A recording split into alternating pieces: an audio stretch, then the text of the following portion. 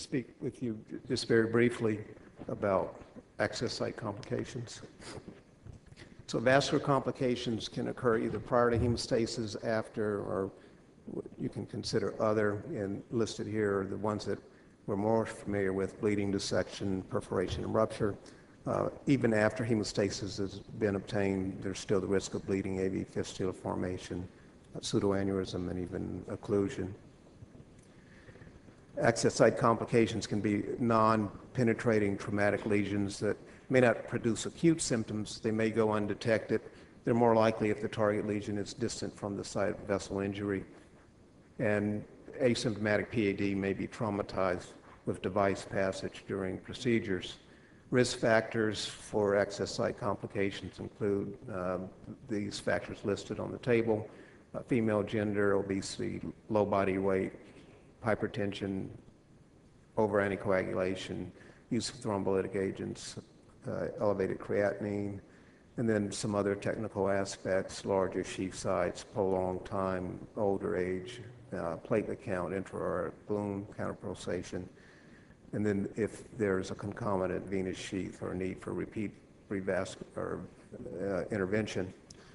Localizing the femoral head. This is something that we do routinely in our laboratory. I didn't do this when I started my career as a cardiologist, but I do this 100% of the time now, actually locating the femoral head. If your patients are small, you may be able to palpate and be very accurate with locating the femoral head. If you live where I live in Louisiana, you need to use fluoroscopy to find the femoral head because the majority of our patients are not small or thin people.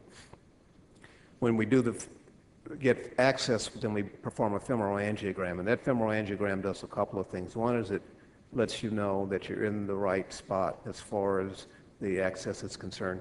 It also identifies if there's any bleeding or complication that's occurred that may mitigate you stopping the procedure or not giving the patient anticoagulation. If you look at pseudoaneurysm, this is some old literature, but it shows something interesting, that cardiologists had more pseudoaneurysms than radiologists. And you look at the risk factors for pseudoaneurysms, and those risk factors were some of the same risk factors we saw for access site complications earlier. In this study, they looked at the patients that had post-catheterization pseudoaneurysms, 79 patients, again, to the older literature, 2003 to 2006. And these patients underwent surgery for a variety of reasons. But what's interesting is that the complications, 56 of 79 patients had complications. And then when you look at the profile of those complications, you can see that the mortality was 3.8%. So mortality for treatment, surgical intervention for pseudoaneurysms was higher than mortality for coronary artery bypass surgery. Pretty interesting. The way we treat pseudoaneurysms at our institution is usually with thrombin injection. Here is a sort of a simple case with a very narrow neck pseudoaneurysm. Thrombin was injected and the pseudoaneurysm is gone instantly. This one was performed in the catheterization laboratory. Here's a rather larger, intimidating looking pseudoaneurysm. This one was treated on one occasion, but because all of the branches or all of the tracks to the pseudoaneurysm weren't closed, it reopened.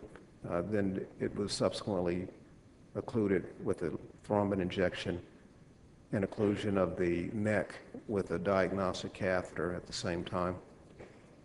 And here you can see the final result. Perforations can occur, and we talk about radial cases as being risk-free, but radial access can result in a perforation.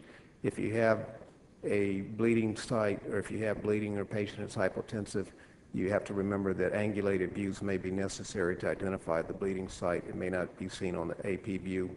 The other indicator is that the bladder may be displaced. This is a telltale sign that there's bleeding. But the way you can treat these is simply with balloon tamponade. I inject contrast from the contralateral side to make sure that the balloon is actually doing what I want it to do, confirm the occlusion, and then post-tamponade. If bleeding doesn't stop, then certainly a variety of stent grafts are available. Avoiding complications, locate the femoral head fluoroscopically, use the appropriate wire for access, no double wall punctures. There's no reason for anyone to do double wall punctures in 2012. Use the smallest sheath size possible. Our diagnostic procedures are done with 4-French sheaths. Monitor anticoagulation, sterile technique, and good hemostasis. Arterial access has inherent risk. Complications occur regardless of the site. Risk factors have been reported. Adhere to good technique. Recognize and treat problems. Do not leave the laboratory if the patient has a problem. We address that problem before we take the patient off the table. And most complications are preventable. Just real quick, this is a radial case. The arm was swollen. When you pull the sheath back, you can see that the radial artery's been ripped, balloon angioplasty, and then it's sealed without having to abort the case. Here's a case of a femoral access with pseudoaneurysm. Angiogram is performed to try to isolate or identify exactly where the bleeding site is. It's not in the superficial femoral. It's not in these branches. Once it's identified, a balloon can be placed across the area. Thrombin is injected. And then final angiogram reveals no residual. Thank you very much.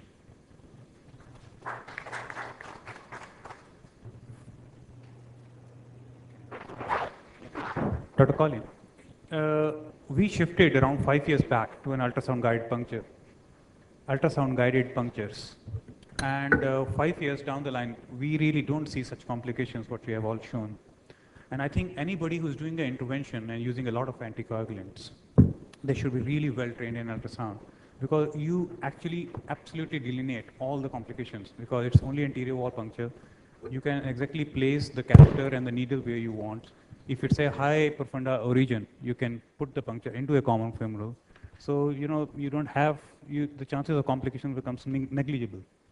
And the best thing is, it is reproducible. So anybody can be trained in this. No, I think that's a good point. In our institution, my vascular surgery colleagues use ultrasound to get access. We don't routinely do that in the cath lab, but I think it's something that if you develop some expertise with it, then it certainly would be akin to just using fluoroscopy and trying to identify where the femoral head or where the puncture site should be.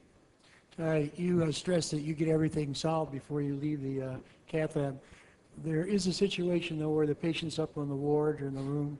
The nurse calls and said, we got some hypotension. What do you do to investigate what the problem is, and how do you take care of that? Yeah, that's I went through that pretty quickly, so that's why I had said we investigated before they leave the cath lab. That first slide I showed said that there are some complications that will occur after the patient has left the cath lab. But if a patient's hypotensive, we go and evaluate that patient. If we think it's a bleeding issue, we take the patient back to the catheterization laboratory. We never send them to CT. They'll die in radiology if you send them to CT. And for the most part, and it's not being cavalier, but for the most part, we were able to address those issues without having to involve the surgeons. But we take them back to the catheterization laboratory immediately. Well, I think it's a good point, because in every review of these complications, there is mortality. And it's always, I think it always is associated with delay, a lot of diagnostic procedures when you need to really get back to the site where you can do something about it immediately.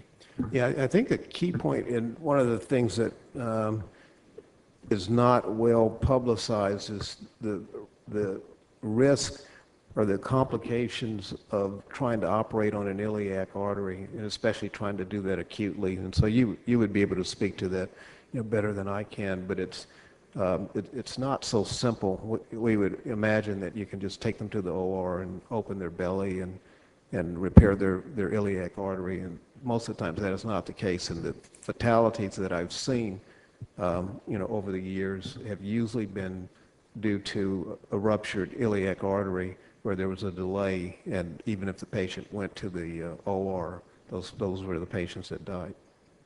I think you have covered all the points. Just to re-emphasize, the most important thing to have a good flow and not to push anything without confirmation, be it a guide wire, be it a sheath, be it a, that should be the key message for the younger people. Another is often there is a competition between the fluoro time. We often try to reduce the fluoro time and do not see the things what is required. So we have to optimize for the sake of the safety.